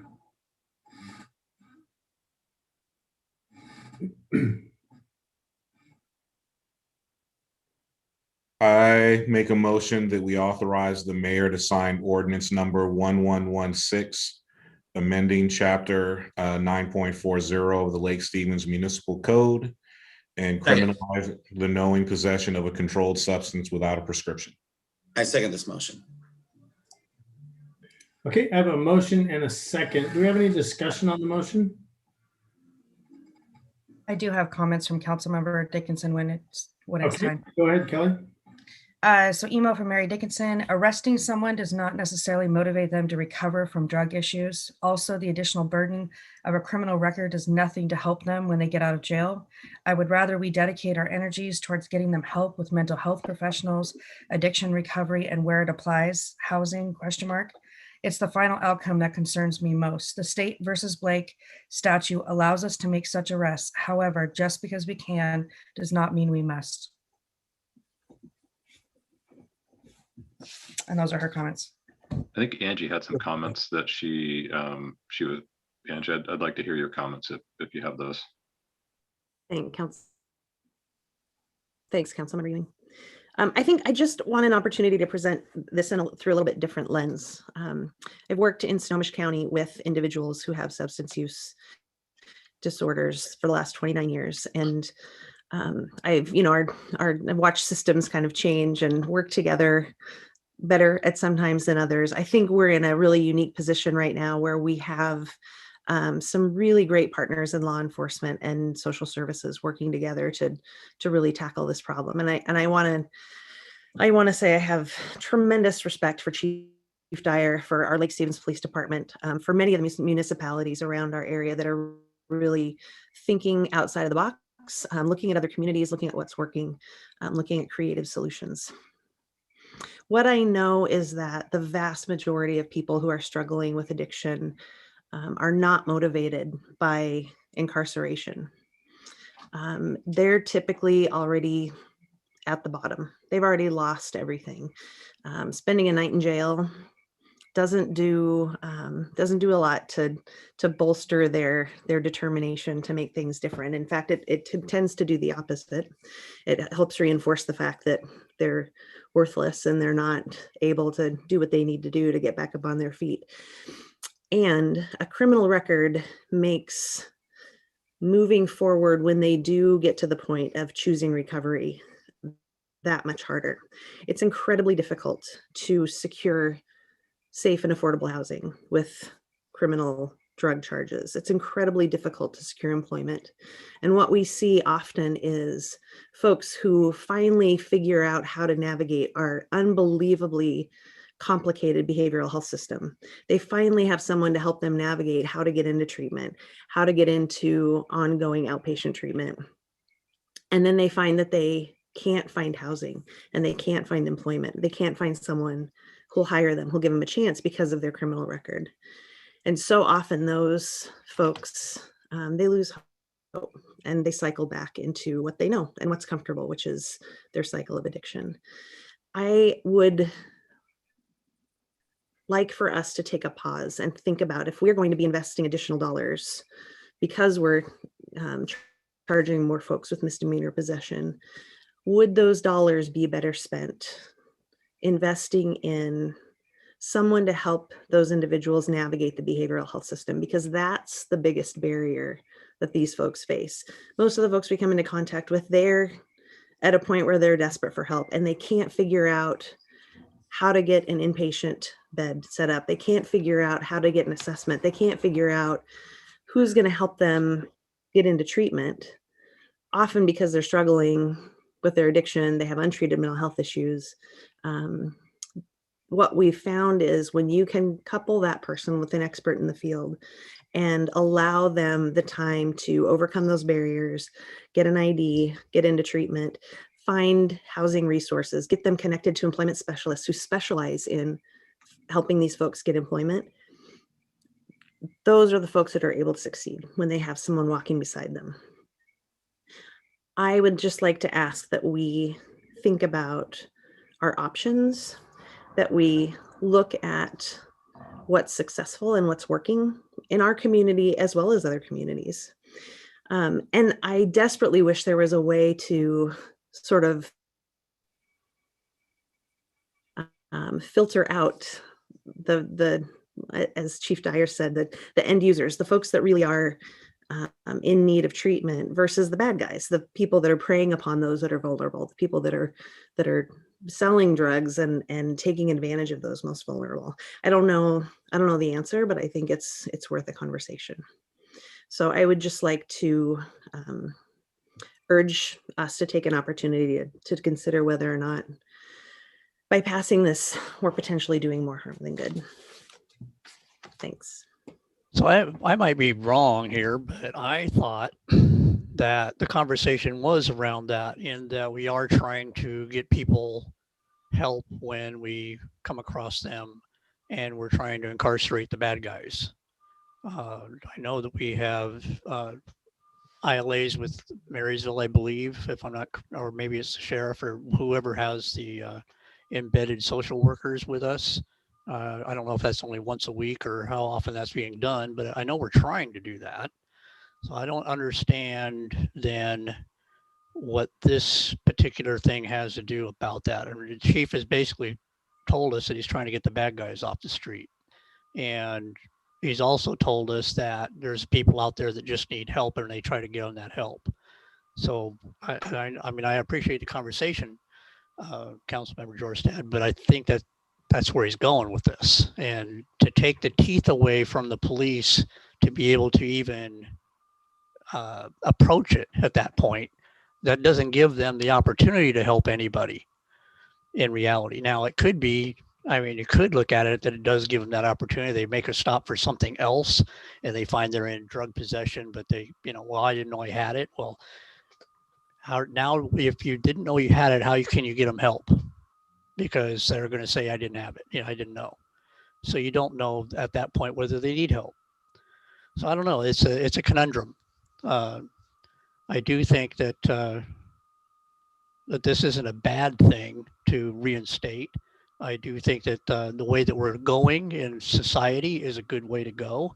Trying to get people into treatment. I believe in that, because as you said, incarcerating them, that doesn't happen. It doesn't help them at all. We've seen that for years, that it just doesn't help and it makes everything worse.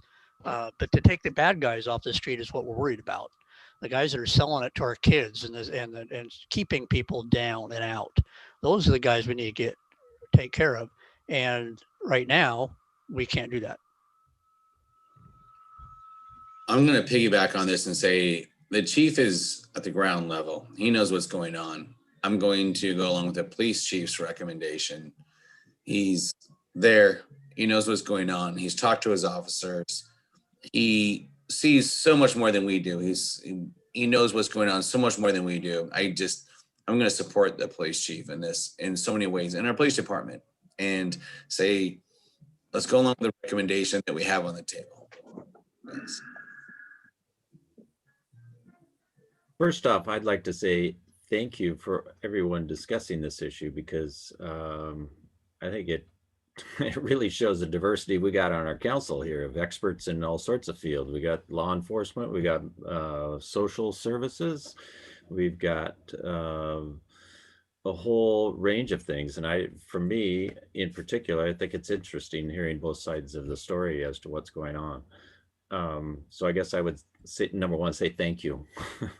But number two, I guess what I would like to key in on is the chief's comments about the vast majority of people that they stop are not related to the drug issue per se. It's for other situations. And I think that's what I heard.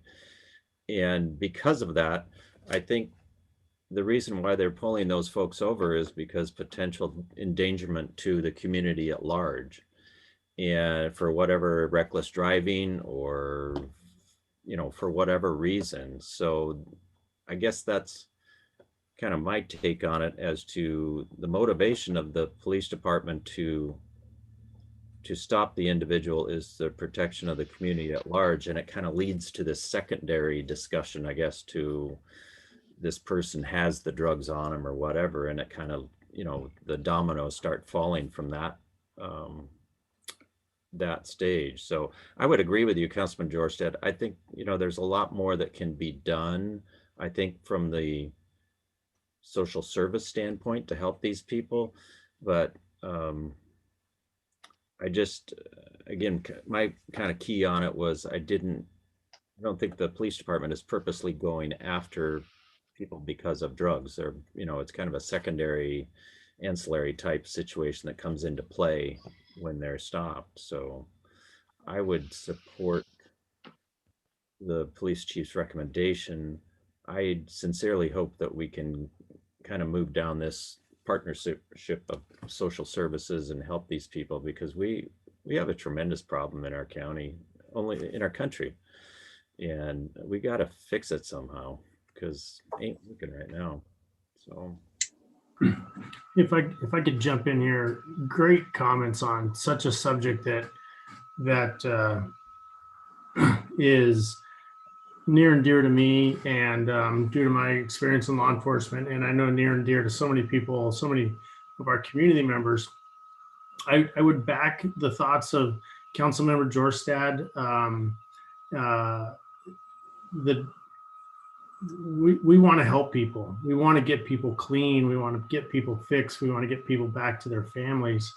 But I would support this motion, and I'll tell you why. I think there's sometimes when somebody gets charged, and that's the impetus for them to get help. Maybe it's court-directed help, or maybe it's that charge that dings them and says, "Hey, I better get fixed," right? So to take that tool away as part of a process that might help one person, I think would be a detriment. And I will say that we've got to fix this. It's really difficult for the city of Lake Stevens to go out on its own and create addiction recovery services and all the many things that these people really need. And it's really becomes a state level and even a federal level to fix some of the federal regulations that block addiction recovery. And my prayer is that this ruling from the Supreme Court and cities taking actions like ours tonight will be that spark to state government that really does have the resources, and federal government to lessen the regulations that impede our abilities to fix our kids and fix our friends that are sick with these addictions. And but for me, we need to keep the law there, because sometimes that's that push to get them that recovery that they're looking for. I just want to weigh in and acknowledge the comments of Councilmember Dickinson. I would agree with, I think, the substance of what she is trying to communicate, and also Councilmember Jorstad. You know, my role with the Department of Corrections, I see I've worn some different hats over the years. And I have seen, you know, some of my greatest, you know, professional satisfactions come from watching people who have been incarcerated, have hit rock bottom as a result of their addiction, that have found sobriety and have transformed their lives in very meaningful and significant ways, and have gone on to be productive members of society. You know, we have our first felon that was elected as a state representative this past election. And so I like the part from the staff report that says the city has taken steps to address these problems through teaming police officers with social workers and mental health professionals and the municipal court's mental health alternative program. And I just want to echo, you know, a Councilmember Jorstad. I think the heart of what treatment is, what every opportunity we have to do treatment in lieu of incarceration, I think is going to provide better value overall benefit to the addicted person, as well as the organizations that are trying to get them help, the municipalities and governments. And just on a personal level, I think it's great what Councilmember Jorstad has done in her professional life and what the effort she's doing to help our city and the city of Snohomish, or the Snohomish County, with the embedded social workers. She's done and is doing tremendous work. And she's a great resource. And I know she's been working with the Lake Stevens Police to help with those programs. So thank you, Councilmember Jorstad, for those efforts to make that happen. I would like to see this have an option for the police to continue to have the option to do that. We can see from the chart that many, I say many, that there's a significant number that that don't go on to prosecution. But I don't know that this exacerbates anything. I think it's, and I don't know that it necessarily returns it to a status quo. If anything, it's a misdemeanor. We can't do a felony level thing. It's reduced to a misdemeanor.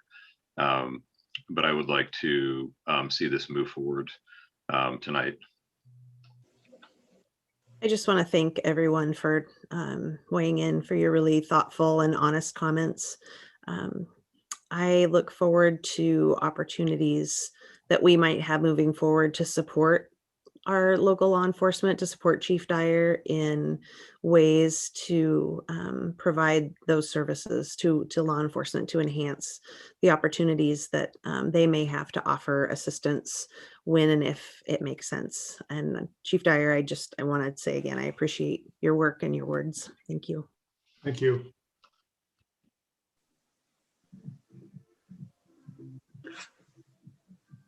Yeah, I know, I'm muted. Okay, so with that, I'll go ahead and call for a vote on this. All those in favor? Aye. Aye. And Kelly, let's go ahead and, I couldn't see what we had. Kelly, let's roll call it. Okay. Councilmember Daughtry. Aye. Councilmember Peter Shagan. Aye. Councilmember Frederick. Aye. Councilmember Dickinson. Thumbs down. No. She's an east-west. She's a no. All right. Councilmember Jorstad. Nay. Councilmember Ewing. Yes. And Councilmember Tagent. Aye. Yes. So 5-2, it passes. All right. Great conversation on that difficult subject. So with that, we have come to the finality of tonight's meeting. Do I have a motion to adjourn? Move to adjourn. Is there anybody not in favor? I have to give that to Councilmember Tagent. I just have to. Yeah. Who was the second? Who was the I'll second? Okay. Okay. And we have no one opposed to such a motion. So I'm appreciate opposed. everybody. Time to stick around. So, so with that, I appreciate everybody's work. Good stuff going on out there. Go help your neighbor and your community and enjoy the summer. Have a great night.